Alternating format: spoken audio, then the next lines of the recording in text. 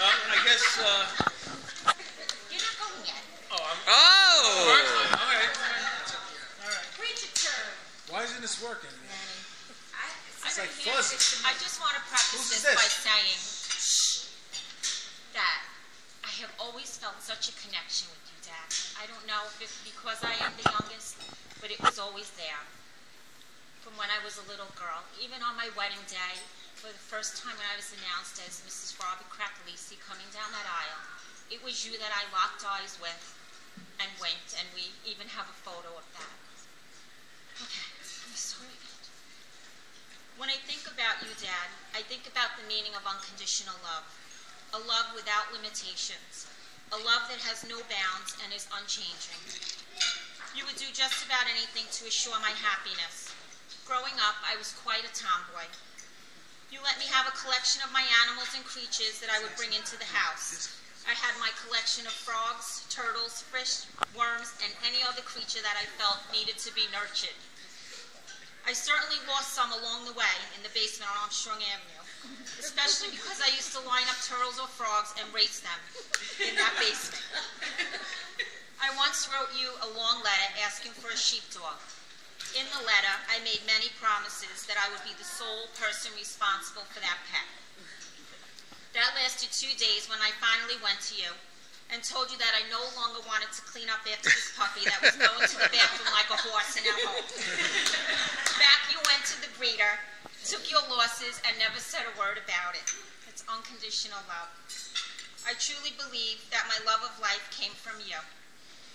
You taught me how to play ball, ski, drive a car, and a boat at a young age. You made me believe that I can do anything that I set my mind to. I will never forget the look on your face when I had just gotten married and I was living in an apartment, and I pulled up in front of our house on Armstrong Avenue in Robert's Sterling dump truck and tossed out a bag of laundry. I had a beautiful childhood because you let me be who I wanted to be, never judging, always smiling, and being supportive. When my tomboy years started to fade away in high school, you would wait up for me late at night. I remember coming home, finding you in the kitchen, making your ham sandwich on toast. I now know, in retrospect, I now know why you have suffered from heart disease. My dad never butters his toast. He takes 2 inches of cubed butter and just places it on his toast and does not spread it. During my years at Wagner College, you would slip into my room late at night and ask me if I needed any cash or a credit card to do some shopping. When I got married, I wondered, why doesn't my husband ask me if I need extra cash? And 25 years later, she's still asking the same question. And I used to think to myself, where is my father? One year, after a trip to Colorado, I told you about a chocolate lab that I thought was so beautiful in the town of Vail. I will never forget my 26th birthday when you surprised me with Beano. You later told me that you had argued in that store with an old woman who told you that she was going to keep that puppy in her apartment in Brooklyn. Words were unspoken, but I'm sure you know how much joy that puppy brought into my life at that time. My dad has always been so proud to be an American. Wait, Sal. What are you doing? I knew he wouldn't make it through.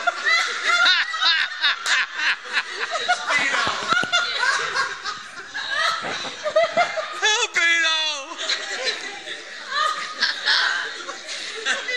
Oh my God, there's sounds coming at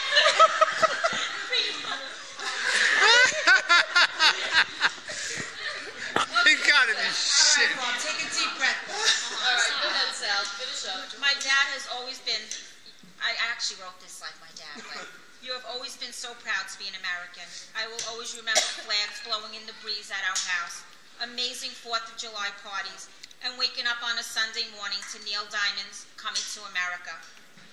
To sum things up, unconditional love can also be love that one has for others, including comrades. One of my proudest moments in my life came a few years ago when we traveled to Washington with Chris and Donna. Chris had a business trip. I thank you from the bottom of my heart. That happened to be one of the best trips I have ever been on because I was there. we experienced idea. that with Dad. We were standing by the Korean War Memorial where the battlefield is simulated. My father explained to us where his position was on the field, the artillery the men were holding, and how he stayed in trenches for long periods of time, no matter what the weather conditions were. As he finished the story, I noticed that people had gathered around him and overheard all that he had said to us. Two of the people dismounted their bicycles and approached my dad. They thanked him for defending our country. I will never forget that, Dad. Dad, thank you for teaching me the importance of family, for being a role model, for being my hero, but mostly for your unconditional love.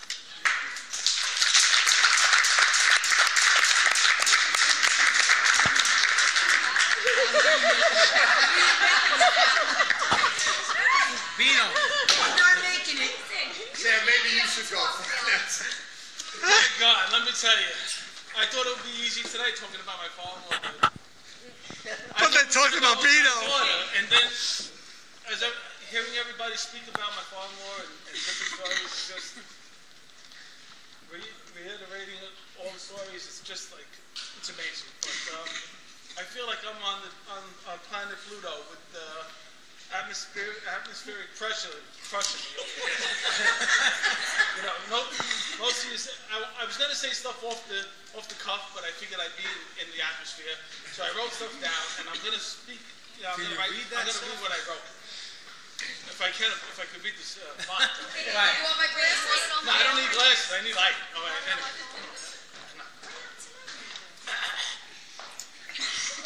Come on, Bob. I just want to stop by saying that.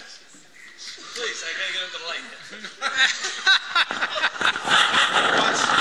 Hey, wait, I gotta get into the camera. The font is not small.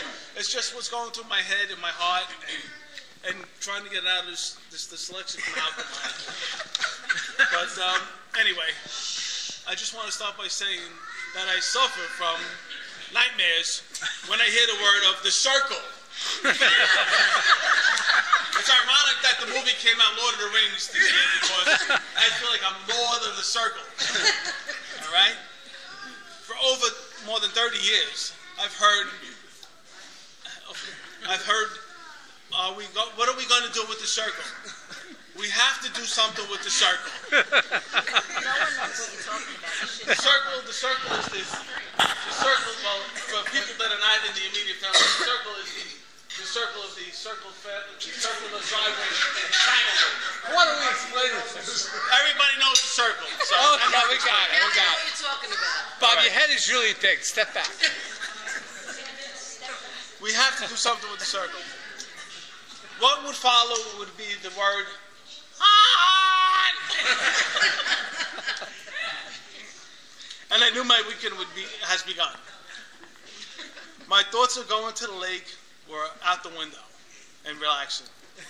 There I would be with my brother-in-laws at my side, blowing leaves, raking leaves. It's still happening today. I'm 52 years old almost, and I'm still in the circle. And trying to figure out what would you do with the circle. I think we would. Then I would hear. I think we should clear the circle, trim the shrubs, trim the trees, or mulch the circle. And then my father-in-law comes up with this idea of we have to add something to the circle. I think we need boulders surrounding the perimeter of the circle. And there I would be, going through Tanglewood with my father-in-law, pointing out various boulders in the woods. Bob, there's a good one, there's a good one. Not realizing that these boulders were maybe 150, 200 pounds, and I'm picking them up, putting them in the back of my car because I didn't have my truck at the time, and being bit by red ants, you know. That was the eagle boulder. The eagle boulder, that's the eagle boulder. So, I got off track, but anyway. And as we're looking for various boulders, there always be that one little pine tree that you say, babe, we got to get that tree back to the circle. You got to come and dig that tree out and put it in the circle. I feel like my life was in a circle. Circle of life. Anyway, I lost my place over here. I told you the font's too small.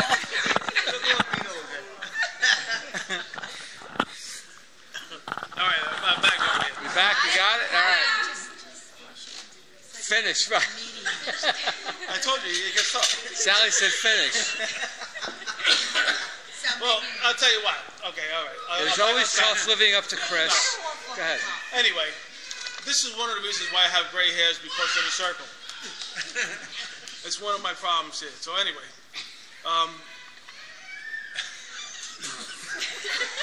What about the part about living up to Chris? that's another thing. Anyway, I wasn't fortunate enough to have a father figure in my life, but when I met Sally, Dad, when I asked for her hand in marriage, I not only gained a wife, I also now had a father back in my life. I have had many special moments with you, and I could only stand here for a very long time talking about how much you mean to me. I know that there are people that would like to speak, so I will end this by wishing you a happy 80th birthday. Anyway, Dad, you know my feelings. Very nice, Bob. Good job.